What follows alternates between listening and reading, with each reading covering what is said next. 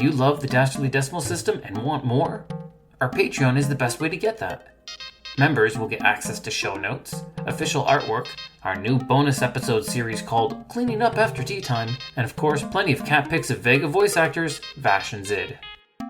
This can all be found at patreon.com/Dastardly Decimal System.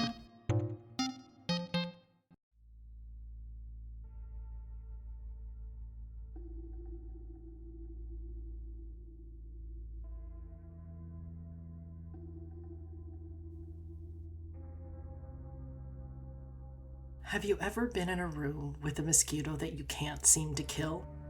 Make that mosquito 6.5 feet tall, cover it in armor, and give it the strength of a god. That's Kas the Betrayer. Menadora, Zarovan. Welcome, humble adventurers, to my realm of knowledge and mystery. Here, in my cursed library, are endless tomes and scrolls on the darkest and evilest foes in all the realms, be they from Dungeons & Dragons, Pathfinder, the many worlds of darkness, or any realm in between. Welcome to the Dastardly Decimal System. I'm your caretaker of the corrupt, the librarian, Castor Cain. Vampires exist in almost every realm I have visited or glanced upon. Some claim to be good, while others view themselves as tragic or misunderstood. The worst are those who relish in their unlife without being shackled by their humanity. They become violent warriors and bloody warlords. For today's topic, I have brewed a pot of Vervain Tea, one that helps us protect against the hypnotic gaze of a vampire. Let me get us a cup, give Vega a treat, and then we can talk about one of the most violent vampires ever to grace a topic in this library. We will talk about Kas the Bloodied Handed.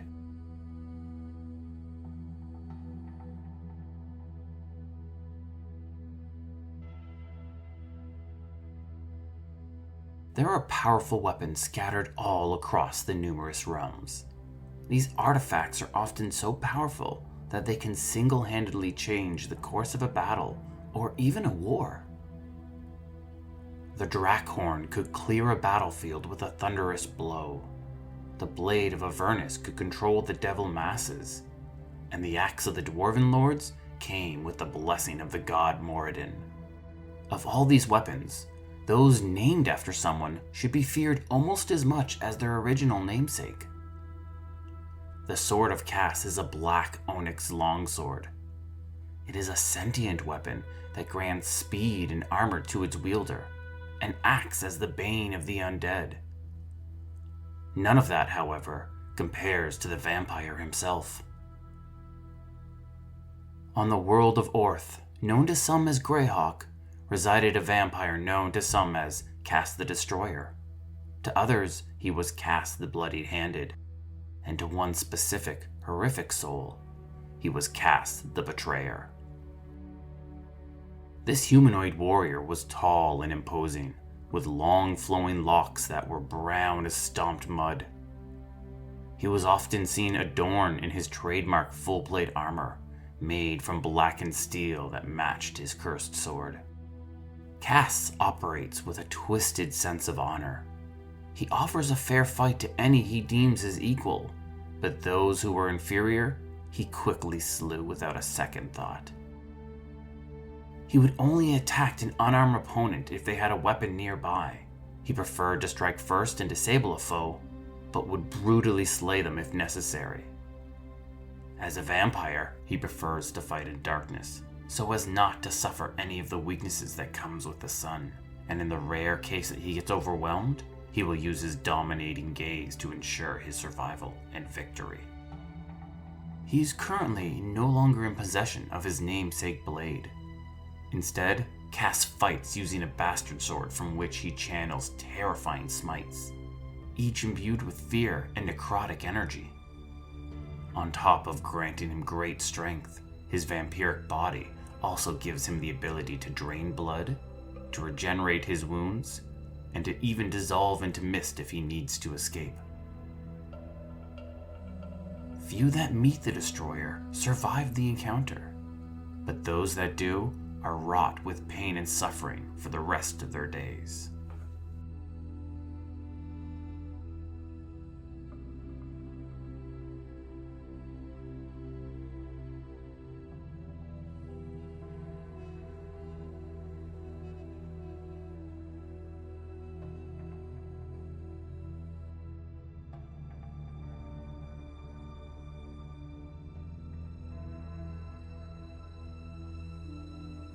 Kas began his life as a human and a paladin of Taichuron.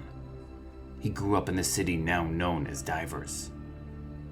He was a warrior who constantly trained, motivated solely to improve his martial prowess. If there was someone stronger, Kas trained to best them. Yet deep down, as he pushed his body day in and day out to improve, he was secretly plagued by visions of blood and a thirst for foes who would challenge him. During that time, a feared lich was marching across the world. While relatively unknown in the multiverse, this lich would soon become a god and would be feared the many realms over. He was the Whispered One, and his name would spark fear in the hearts of millions and millions over. He was Vecna. These were but the early days of Vecna's villainy. He was simply conquering any city and kingdom in Oworth that he came across. Every military that stood up to them quickly fell. Kas and his order fought against Vecna, but even they proved no might for Vecna's forces. When Kas's home village surrendered, so too did his paladin order. Now a member of Vecna's forces, Kas's visions began to grow in intensity. He grew bored with the imagery of death, instead becoming obsessed with the path of dying. The more violent, the better. Kas wanted to swim forever in a sea of combat, and that was something Vecna was able to provide. With each successful battle, Kas's skills grew until they caught the eye of a lich himself. But it wasn't Vecna. It was Vecna's apprentice, a Serak. He introduced the Lieutenant to Vecna, and Vecna became fascinated with the fallen paladin skilled with the blade, his passion for battle, and his recklessness during combat.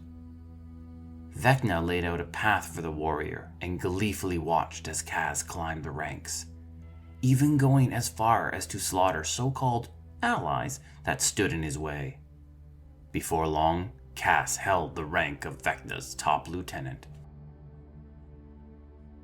Kas gained true fame on the day that he led the conquest of Vecna's home village. He tortured and butchered an entire family in order to scare the village into submission. His actions that day would brand him with the moniker the Bloodied Handed and forever cast him in the annals of history.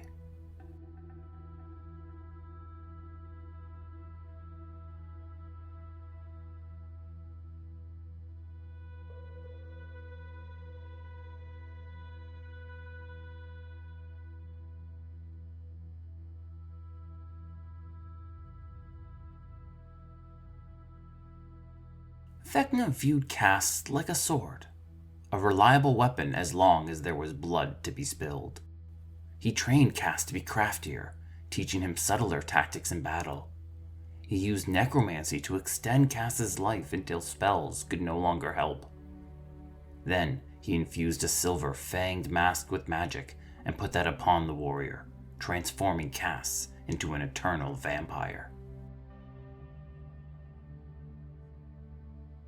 Kas was forever loyal to the Lich. Unlike a Serak, he cared not for Vecna's arcane secrets. So long as there was battles to be fought, he would fight. Vecna, however, was no longer the trusting sort, especially as he began his ascension to godhood. This distrust, however, was not Kas's fault. It was a Serak's. The Lich had recently betrayed Vecna and stole all sorts of dark secrets from him. This had left Vecna scorn and weary of any who tried to get close to him. After a Serak's betrayal, Vecna swore he would never be caught off guard again. So Vecna created a tool that would give him a window into any seditious thoughts that Kas may hold. He crafted a sword from the frozen heart of a fallen star and forged it with powerful enchantments. As he completed the final steps of crafting, Vecna plucked a thread of shadow from his own consciousness and wrapped it around the sword's black blade. From that moment on, whenever Kas held the blade, Vecna could listen in on his actions and even hear the vampire's thoughts. By the twisted martial code that Kas still followed, the gift of steel from a warrior's lord was the highest honor that could ever be bestowed. Kas instantly felt the strength of the blade as he drew it from his scabbard, one made from doppelganger skin.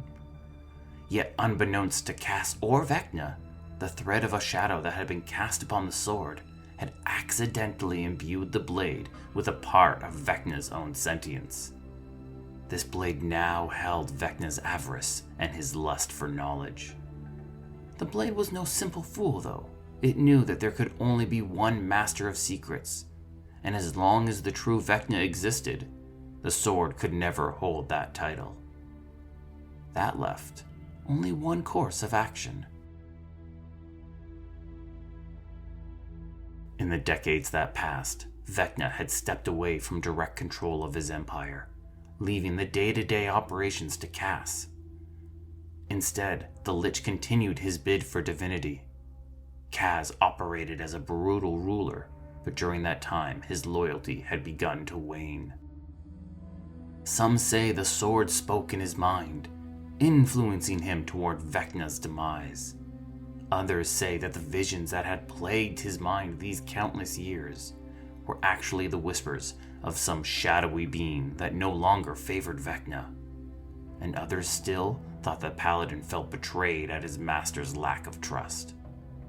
Whatever the case may be, his loyalty vanished and Kas turned on his master.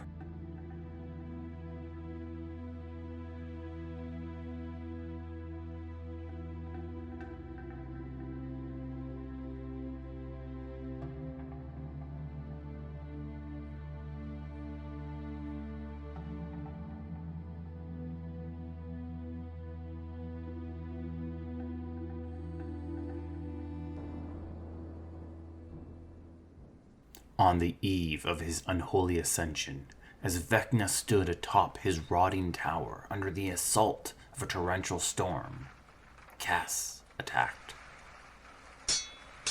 He stormed the tower, slaughtering the cultists of Vecna on each floor. Step by step he ascended, slaying any that stood in his way. As he reached the tower's top, Kas stood under the thunderous rain and stared at his master. Kas's fangs and blade each dripped with blood, while Vecna's hands tingled with arcane power. Both were filled with rage, and both lusted for violence. Kas, however, struck first. The two viciously fought, spell versus blade, and strength versus cunning. Vecna was not at full strength, the Ascension using a great deal of his power, but he was still a force to be reckoned with. Vecna assaulted with spells, freezing his lieutenant first with ice, before blasting him with fire. He even called upon the necrotic magic as he tried to rip Kas's soul from his body. Kas returned in kind. He assaulted Vecna with everything he had. His blade ripped at the Lich's flesh. His vampiric strength battered the Lich's body. And even his fangs feasted on Vecna's blood. Kas forced Vecna into the center of his ritual circle as thunderous, chaotic energy crashed down around, striking them both. Vecna staggered Kas with lightning, but as the Lich raised his hand, summoning forth dark magic to finish the vampire off, Kas lunged forward. The blade sliced off the Lich's hand. "You shall not spy on me again!" Kas's body was failing, crumbling from Vecna's magical assaults, but he still pushed forward. He was driven by rage and betrayal. He plunged his sword deep into Vecna's left eye and gouged it out. The sword, sensing the victory was at hand, released a surge of radiant energy as bright as the sun.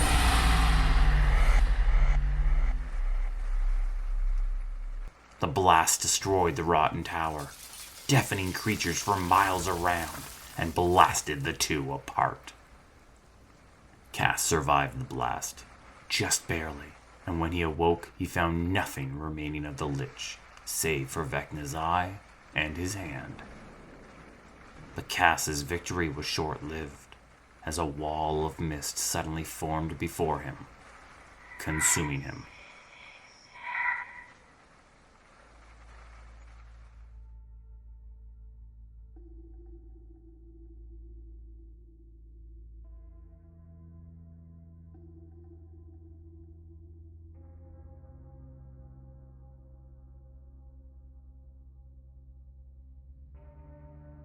Deep within the Shadowfell, in an area where gods, devils, and demons dare not tread, are pocket domains meant only to torture and punish.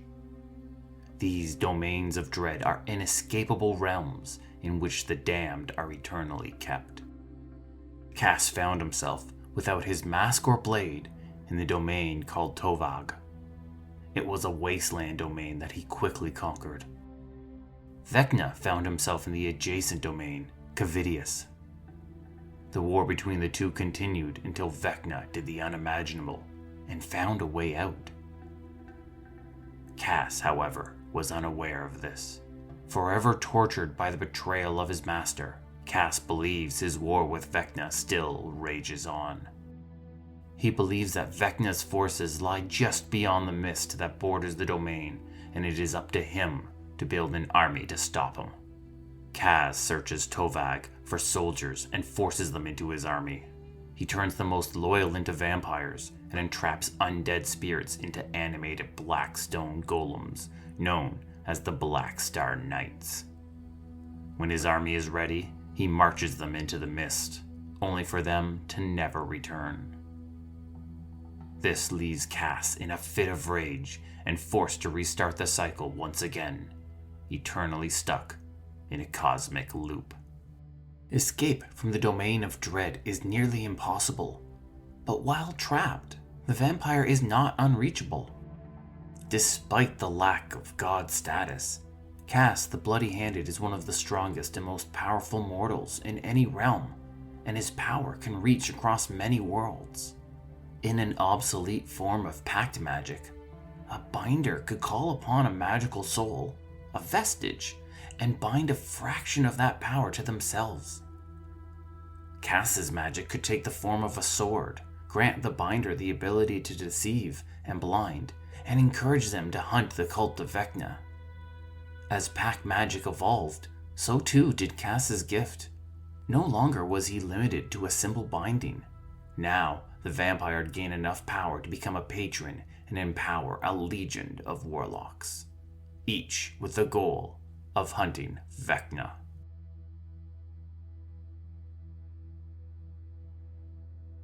For all of his power and ability, Vecna was not a creative soul, especially when it came to the realm of naming. The Lich created two artifacts for Kas. One was a silver mask, and the second was a sword. And what did the all-powerful mage call them? Well, they were the silver mask of Kas and the sword of Kas. With great evil power, apparently, comes little in the way of great naming powers. It seems that our tea has run out. I hope this answers your questions, young adventurer, about Kas the Bloody Handed. Or perhaps some of your questions about Vecna. Join me again in my library for more stories and lore about the darkest villains from the darkest realms. This has been the Dastardly Decimal System, and once again, I am your librarian, Castor Cain. The Dastardly Decimal System can be found on Twitter, Instagram, Facebook, and TikTok at DD System Podcast. That's Delta Delta System Podcast. Drop us a message and say hi. Vega always loves the attention. This podcast was produced by Midnight Reading Audio, a division of Midnight Reading Publishing. The voice of Castor Cain is Larry Gent. The voice of Menadora is Valérie Gent. Hi! The voice of Vega is provided by our cats, Vash and Zid. Music was Universal Pain by Sergei Chetvernyk from pixabay.com, licensed under the Creative Commons. I'm terribly sorry if I butchered that name. Thank you, and have a wonderful, wonderful evening.